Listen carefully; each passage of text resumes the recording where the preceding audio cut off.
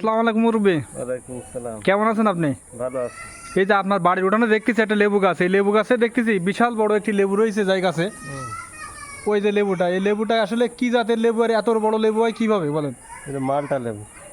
মালটা লেবু? হ্যাঁ, এটা কোন দেশের জাত এটা? দেশি না, বাংলাদেশের না বিদেশি জাতের আসলে এটা নাকি বাংলাদেশের দেশি জাতের এসে গাছ এটা? এটা থেকে ফল বেশি। পাতার থেকে গাছে দেখতেছি অনেক ফল বেশি এবং ফল হয়েছে অনেক দেখতেছি এই গাছে, আর একটাই দেখছি লেবু বিশাল বড়। বড়। এটা কি আসলে মাটির গুণে নাকি গাছ? আপনার এই মাটির গুণ বিশাল, মাটি ভালো, মাটি ভালো, তাই না? মাটির গুণের কারণে এটা এরকম হয়েছে না? আচ্ছা, মোটা হয়, ছোট হয়, আর একটু খাইতে কেমন? ভালো, নাও, নাও, নাও। খাইতে ভালো, ধরো, খাইতে ভালো, খাইতে কেমন? ভালো। ভালো। আপনি খাইছেন কি? হ্যাঁ, এটা কি শুধু খাওয়া যায়? আপনার জাস্ট আমি যদি ভাতের সাথে শুধু খাই সর্বশেষ হ্যাঁ, খাওয়া যায়। শরবত করে খাইতে হয় নাকি এমনি শুধু খাইতে হয়?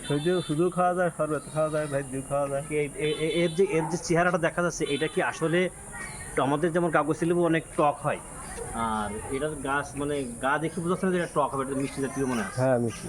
মিষ্টি জাতীয় না? ঠিক আছে আচ্ছা, ধন্যবাদ আপনার বলার জন্য। আসলে আপনার বাড়িতে এসে দেখি খুব ভালো লাগলো গাছটা দেখে। আরো আর এখন জাতের লেবু গাছ আসলে দেখি না কখনো কোথাও। লেবু হয় খুব বিশাল, ওই আরো তুলি